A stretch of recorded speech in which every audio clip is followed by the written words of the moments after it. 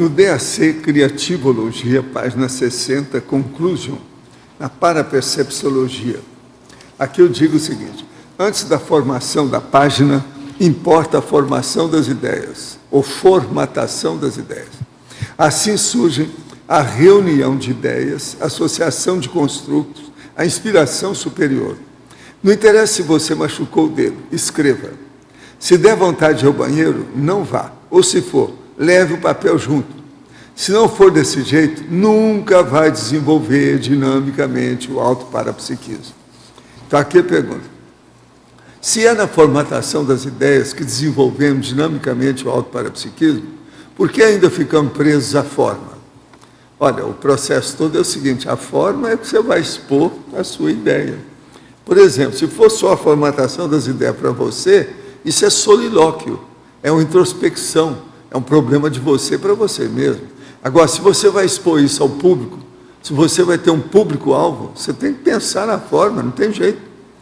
Percebo que escrevo com mais desenvoltura e conectada ao fluxo quando ainda utilizo de imagens. Venho de uma raiz literária e, ao escrever, fico preocupado em não estar na formatação conscienciológica, mesmo sabendo que o conteúdo é. Assim, inibo a conexão. Sim. Agora, aí o que eu vejo é o seguinte: falta uma experiência, fazer mais experiência. Insista mais com o processo que você vai superar isso tudo. Uma coisa muito boa é o seguinte: hoje eu estou com 80 anos. Então eu vejo como é que foi todo o meu itinerário, está entendendo? Todo o meu caminho para chegar até hoje, para poder escrever. Hoje eu tenho uma facilidade enorme para mexer tanto com o fundo quanto com a forma, com aquilo que eu quero. Eu jogo com o processo das palavras com maior facilidade. Agora, eu lembro como é que eu era criança, depois adolescência, depois a meia-idade, a situação como é que era, as minhas inibições de querer fazer o melhor dentro da situação. Chega no certo ponto que você domina isso tudo. Agora, para dominar isso, não adianta só isso que eu estou falando, não. Seria bom fazer o inventário da sua situação. É começar a anotar e registrar. Para fazer esse registro, por exemplo, com a sua biblioteca pessoal e também todo o material que você já escreveu formando uma biblioteca, ajuda demais. O ideal é a pessoa fazer livro, mesmo que ela não vá publicar, livro para ela mesma, para dar orientação para o trabalho que ela vai fazer. Com o passar do tempo, você vai ver que você é, vamos dizer, uma personalidade com todos os tipos de escrita.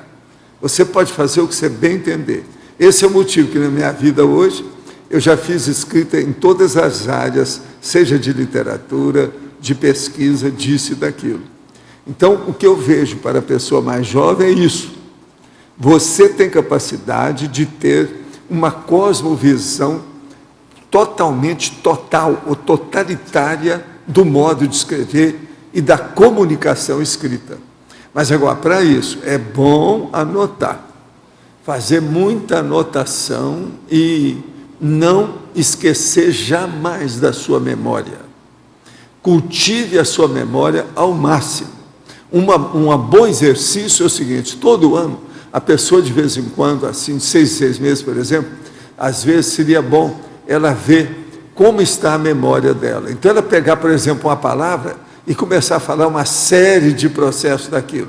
Por exemplo, pega coisa simples, vamos dizer, os móveis dentro de uma casa. Então, você pensar na cadeira, na mesa, no processo, por exemplo, da pia, na cozinha, um armário, a porta, um local, um cômodo da casa, e você fazer uma listagem de tudo que te vem na cabeça. Isso ajuda o processo da memória de uma maneira absoluta.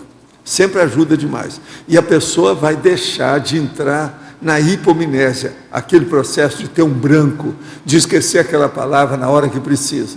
Outra coisa, nessa questão também tem um processo de memória muito importante que eu vejo para quem está começando a escrever. É a pessoa lembrar de todo o recheio pictográfico ou cenográfico, a cena daquilo que a pessoa está falando, e ela deixar a palavra para o fim. Mesmo se ela esquecer a palavra, ela vai saber o que é. Ela fala com outras palavras. Isso ajuda o processo da memória também. Porque a primeira memória que a pessoa perde, em geral, nesses processos de quem escreve, do escrevinhador, é justamente a palavra exata na hora que precisa. Então, se você, por exemplo, você está escrevendo uma coisa, você lembra do cenário. Então, você quer falar, por exemplo, no mangueiral. Mas você não lembra do mangueiral, mas você lembra da mangueira, da fruta, da manga. A hora que você começar a pensar, mangueira, manga, aí vem, não, a palavra é mangueiral. Entende o que quer dizer? Então é muito importante a pessoa lembrar o pictográfico, o cenográfico. Então, antes de tudo, ela deve ser cenógrafa. Depois é que ela é lexicógrafa. Vê se me entende. Se a pessoa pensar isso, vai ajudar demais. Eu estou dando um pouco mais do que aquilo que a senhora pediu. Isso aí é o mapa mental, professor. É o mapa mental, o mapeamento do processo, mas não é isso. É o mapeamento holomnemônico. Isso, com as figuras. É a memória, é o menominalista. É a pessoa que tem memória. Então é isso. Mas o mapa mental ele ajuda na memorização, porque as figuras... E outra coisa, com o passar do tempo, a gente pode fazer isso nas aulas, que é o que eu faço aqui muito. Então eu falo assim, como é que é aquele negócio mesmo que faz assim, mas eu não digo com a palavra, aí vamos ver quem é que sabe, que é para mexer na memória do povo. Eu sei qual é a palavra, mas eu passo por cima e olho a parte pictográfica ou cenográfica, ou do recheio decorativo que envolve aquele enredo.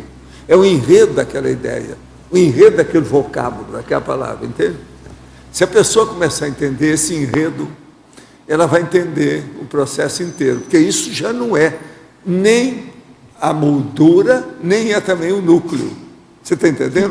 É o recheio. Tem a ver com a prova da imagística. Tem, total. Total. Pois é, mas veja, eu comecei a falar mais nisso aqui para a turma, porque foi o Serenão da Argentina que falou isso para mim. Foi ele que deu a dica. Agora veja, com isso a pessoa faz, na verdade, um algoritmo. É um algoritmo mnemônico, entendeu? Ela está entendendo lá tudo que eu estou falando. Então é muito importante isso aí. Esse é o motivo que nós estamos falando na criativologia, esse processo do recheio, da cenografia, da pictografia, do cenário, está entendendo? Landscape, isso tudo é importante. Isso, os cursinhos estão usando muito isso para o pessoal decorar as fórmulas, decorar aquelas frases, aquelas coisas, eles usam isso. É importantíssimo. Uma maneira de decoração, por associação. Agora, tem gente que tem boa memória, que guarda tudo, mas a maioria não tem boa memória. Então é preciso de cultivar a memória, senão não vai não.